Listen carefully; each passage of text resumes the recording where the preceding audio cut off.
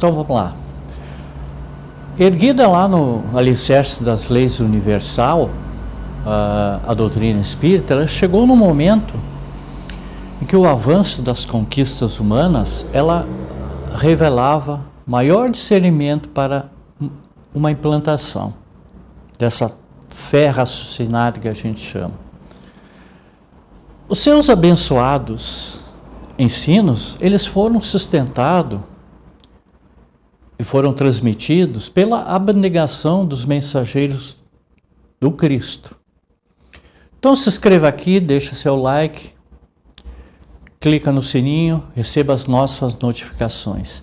A doutrina espírita, ela pode ser compreendida como uma manifestação da misericórdia divina, iluminando os passos dos que se encontram cansados e desiludidos e oprimidos, aos quais eles estão sustentados pelo amor divino e colaboram para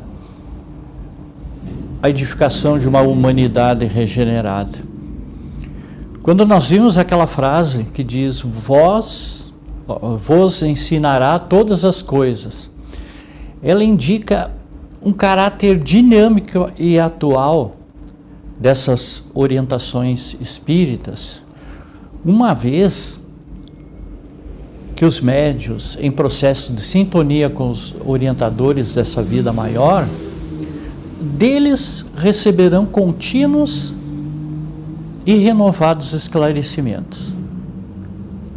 A última frase do versículo, que diz, e vos fará lembrar de tudo quanto vos tenho dito, nós vamos ver que é uma referência explícita à necessidade de nós estudarmos o Evangelho à luz do Consolador prometido, ou à luz da doutrina espírita. O conhecimento dos postulados espíritas, ele oferece muitos subsídios para nós entendermos por completo a mensagem do Cristo. E ela é tarefa sem êxito querer compreender o Evangelho somente pelo nosso sentido literal. Nós precisamos entender que é preciso captar a essência e o seu significado espiritual e do tempo que Jesus falou, como propõe a doutrina espírita. A palavra de Jesus, submetida às lentes espirituais, ela se desdobra em cada lance, de modo simples e natural, favorecendo melhor e mais amplo entendimento. Quando ele disse, ainda tenho muito que vos dizer, mas vós não podeis suportar agora. Mas quando vier aquele Espírito de verdade, ele vos guiará em toda a verdade, porque ele não falará de si mesmo, mas ele dirá tudo o que tiver ouvido e vos anunciará o que há de vir. Isso está lá em João 16. E no versículo 12 ele informa ainda, tenho muito que vos dizer, mas vós não o podeis suportar agora. Vamos entender uma coisa, por esta afirmativa, o Cristo, ele nos projeta para um grande futuro, conscientizando-nos que o aprendizado espiritual prossegue sempre de forma infinita, porque ele nunca está completo.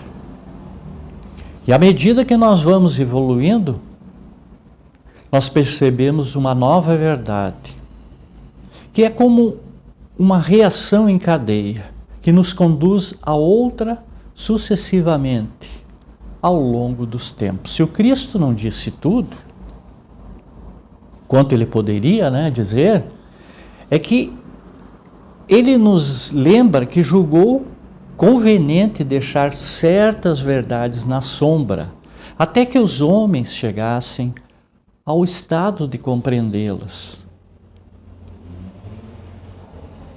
E como ele próprio confessou, O seu ensino, ele era incompleto, pois ele anunciava uma vinda daquele que o completaria. Ele previra, pois, que suas palavras não seriam bem interpretadas e que os homens se desviariam do seu ensino. Em suma, que desfariam o que ele fez, uma vez que todas as coisas teriam que ser restabelecidas. Vamos ver, só se restabelece aquilo que foi desfeito. Então, essa era a ideia. Iria ser desfeito.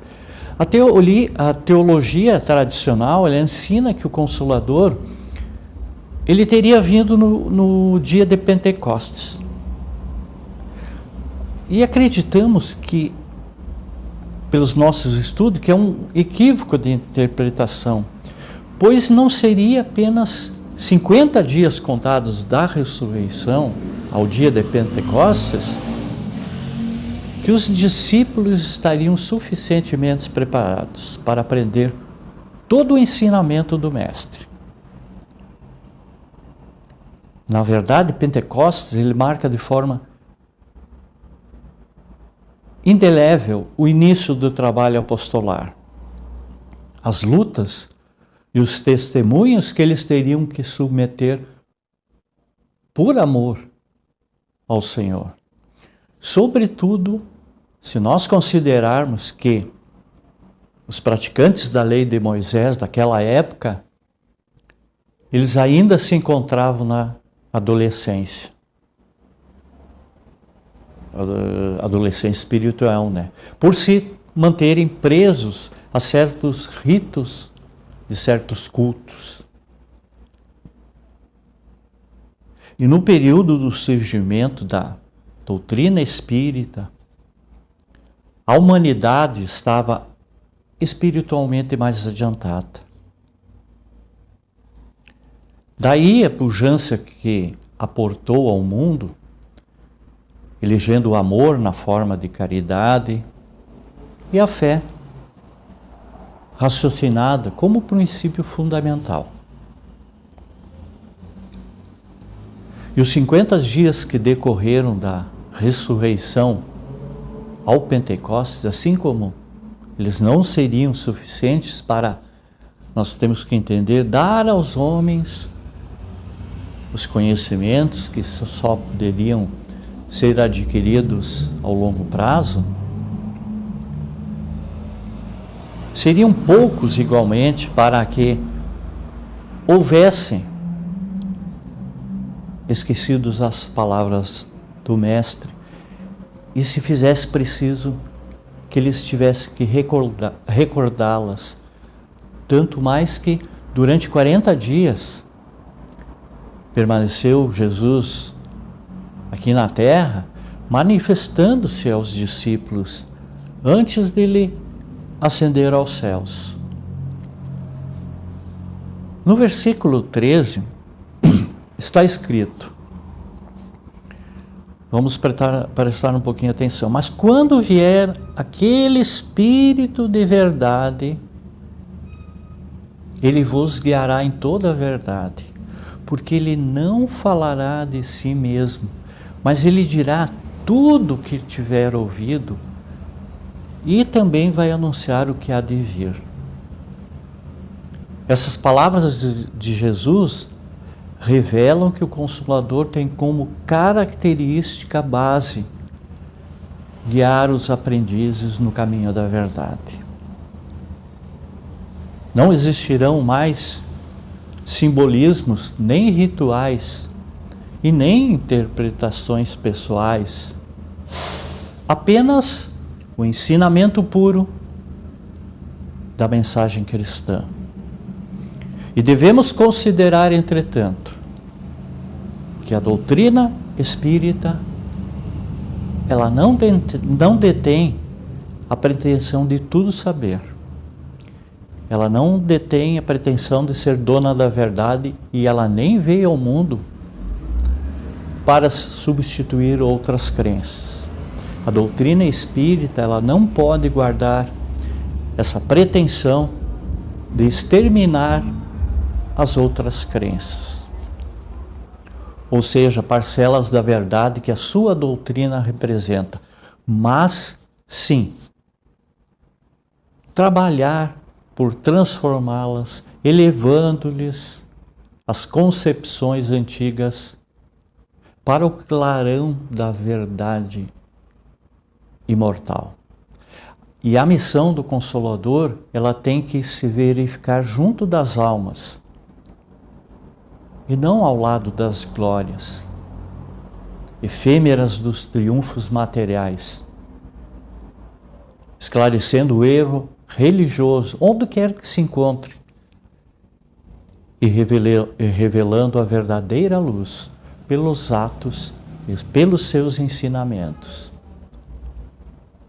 O próprio espírita ou cristão sincero, enriquecendo os valores da fé, ele representa esse operário da regeneração do templo do Senhor, onde os homens se agrupam em vários departamentos, ante altares diversos, mas onde existe um só mestre, que é Jesus Cristo.